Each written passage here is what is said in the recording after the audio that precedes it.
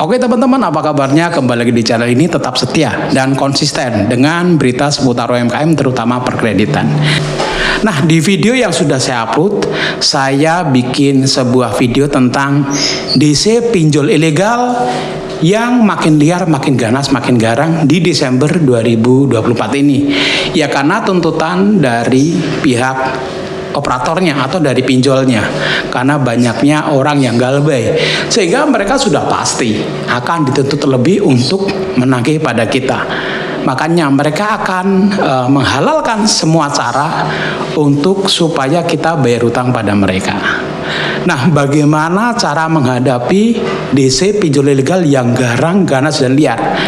Nah, di sini akan saya sampaikan beberapa hal atau tips untuk menghadapi pinjol-pinjol tersebut dengan cara yang elegan, namun tetap berada di jalur hukum dan bisa membuat kita lebih tenang. Nah, buat kalian yang tertarik dengan topik ini, kalian bisa simak video ini sampai selesai.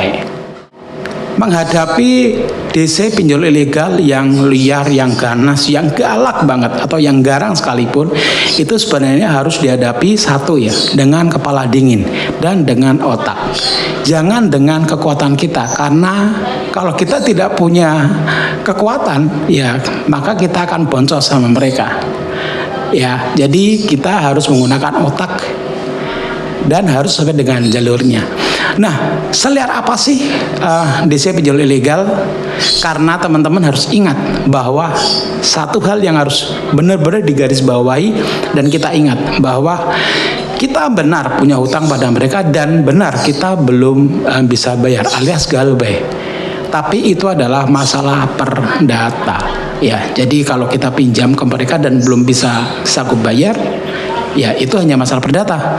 Tapi status mereka adalah pinjol ilegal, di mana itu adalah masalah pidana karena mereka melanggar undang-undang yang ditetapkan oleh pemerintah.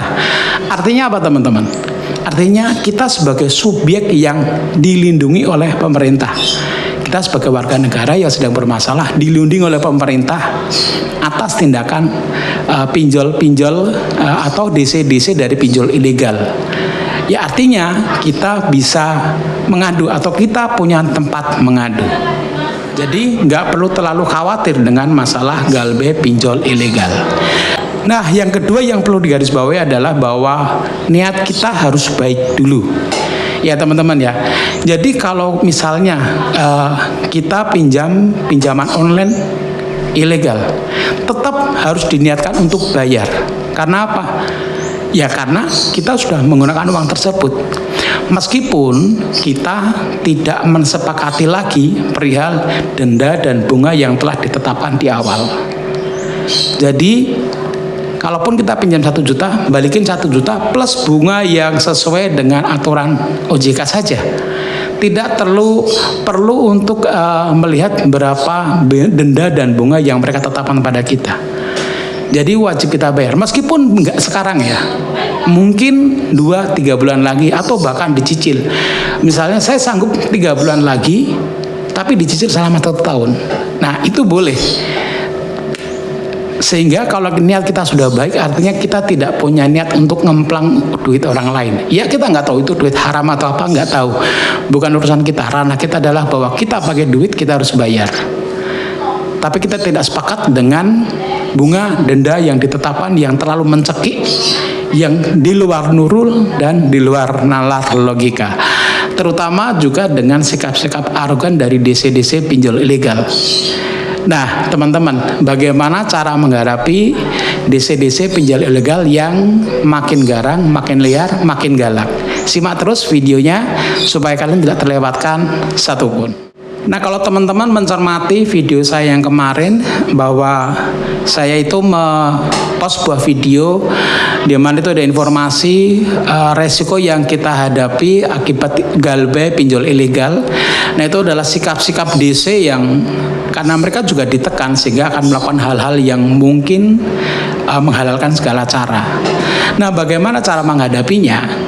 Yuk, yang pertama teman-teman, kalau mereka nagih, itu biasanya mereka akan nagih dengan 2 cara, by phone atau datang langsung. Kita pertama dari yang by phone. sah bahwa mereka tuh nagih, ya wajar lah, kita hutang ya mereka nagih boleh-boleh saja. Tetapi harus dipastikan bahwa penagihan mereka mengikuti kaidah-kaidah atau aturan yang ditetapkan pemerintah. Yang pertama harus sopan, kemudian tidak memaksa, tidak ada intimidasi, tidak mengancam. Begitu mereka melakukan ancaman, intimidasi, teror dan sebagainya, sudah tidak usah diladeni, tidak usah dilayani. Dan katakan bahwa peraturan perundangan tentang penagihan tidak memperbolehkan adanya teror, tidak boleh adanya intimidasi dan sebagainya. Langsung cut saja bahwa tidak akan melayani. Kalau mereka masih ngotot, bilang laporkan ke OJK atau ke pemerintah atau ke polisi terdekat, boleh-boleh saja. Nah, yang kedua adalah jika mereka datang ke tempat kita. Beberapa pinjol ilegal punya DC yang ada di lapangan. Biasanya untuk daerah-daerah yang banyak galbenya, mereka akan menempatkan beberapa DC. Ya wajar sih, DC datang boleh-boleh saja. Itu hak mereka. Namun waktu mereka datang, pastikan bahwa mereka membawa KTA. Tanyakan dulu KTA dan surat tugasnya. Kalau nggak ada KTA dan surat tugasnya, jangan pernah diterima. Ya, jadi jangan pernah diterima. Kalau mereka bawa surat tugas dan KTA, langsung dipersilakan masuk ke dalam rumah. Yang kedua, jangan lupa siapkan handphone atau CCTV di mana kalian akan ngobrol. Ya kalau ruang tamu misalnya, ya kalian tinggal pasang aja CCTV untuk memantau aktivitas dari mereka. Atau kalau nggak ada CCTV, ya kalian gunakan saja handphone kalian. Dan kalau dia keberatan untuk di video, katakan bahwa ini adalah rumah saya. Kalau tidak mau di video, silahkan keluar. Karena ini rumah saya, ini aturan saya. Dan itu nggak ada masalah ya, karena itu di rumah kita. Kita punya kebebasan penuh. Kita boleh mau video dia. Nah, dengan adanya CCTV atau kamera yang kita sorotkan ke wajah mereka, semua kegiatan akan terpantau. Jadi kalau dia berkata kasar, kemudian ada intimidasi, ada teror, langsung suruh pulang bahwa saya tidak menerima penagihan yang melakukan intimidasi atau teror, karena itu ada di dalam aturan perundangan oleh pemerintah. Jadi langsung saja suruh pulang. Namun kalau dia baik-baik datang, Pak, Bu, ini ada hutang tertunggak sekian, bagaimana? Nah, kalian sampaikan bahwa ya saya menyadari bahwa saya punya hutang, namun sekarang saya belum punya kemampuan bayar, mungkin 2-3 bulan lagi saya akan bayar, namun saya akan bayar dengan cara mencicil selama 1 tahun misalnya. Dan saya tidak mau kena denda dan bunga yang sebesar itu. Saya maunya denda bunga yang sama dengan aturan OJK. Seperti itu. Kalau dia nggak mau, persilakan pulang. Kalau dia ngancam, kembali ke yang pertama. Tidak ada pengancaman, intimidasi, teror di rumah kita. Langsung suruh pulang atau akan kita viralkan. Seperti itu kalau misalnya dia menagih di rumah. Nah, yang ketiga, kalau dia menagih di jalan. Kalau kalian dicegat di jalan tuh ditagih utang kalian, langsung siapkan handphone kalian. Kalian shoot, dan itu tidak melanggar undang-undang. Karena apa? Karena itu di luar ruangan atau di ruang publik. Kita boleh memvideo mereka. Dan langsung saja, nggak usah panjang, langsung kirim ke grup, kasih caption bahwa saya sedang ditagih oleh pinjol A. Sehingga apa? Kalau ada apa-apa dengan diri kita, maka siapa pelakunya akan sangat kelihatan. Dan katakan bahwa saya sudah share ke grup saya. Jadi kalau kalian macam-macam, kalian bakal ketahuan. Seperti itu. Namun, teman-teman perlu diingat bahwa penagihan di luar itu tidak diizinkan. Penagihan yang diizinkan itu hanya di alamat penagihan atau di alamat KTP. Namun alamat KTP biasanya sama dengan alamat penagihan. Artinya kalau mau nagih, silakan di rumah dan bukan di jalan. Ya.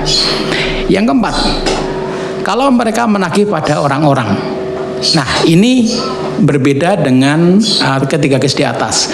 Karena kalau ketiga case di atas itu mereka nagih lewat phone, datang ke rumah atau di jalan itu kan langsung bertemu dengan kita.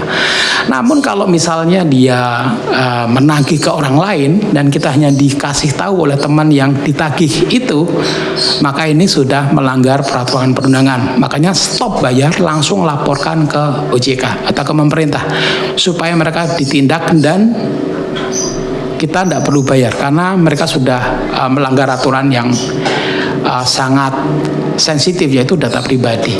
Mereka kadang menyebarkan foto KTP kita, menyebarkan foto kita, memberitahu berapa besar hutang kita, itu dilarang oleh pemerintah. Sehingga ya nggak usah dibayar, kalau itu sudah urusannya hukum. Jadi mereka sudah pinjol ilegal dan melakukan tindakan yang melawan hukum. Mereka double kesalahan. Ya kurang lebih seperti itu teman-teman ya. Artinya kita niatkan kita untuk membayar, namun nggak sekarang karena memang kemampuan yang lagi nggak ada. Dan sampaikan selalu kalau kita diteror telepon WhatsApp sehari misalnya 15 kali atau 20 kali, ya kalian WhatsApp aja 1 atau 2 dari mereka balas bahwa saya nggak punya kemampuan bayar, saya akan bayar 3 bulan atau 5 bulan ke depan dengan cara mencicil namun dengan bunga yang sesuai dengan aturan OJK. Langsung di screenshot. Itu sebagai indikasi atau bukti bahwa kalian kooperatif. Gitu teman-teman ya. Nanti kalau misalnya ada kasus lah ibaratnya, kalian punya bukti bahwa sebenarnya saya mau bayar tapi nggak ditanggepin, seperti itu.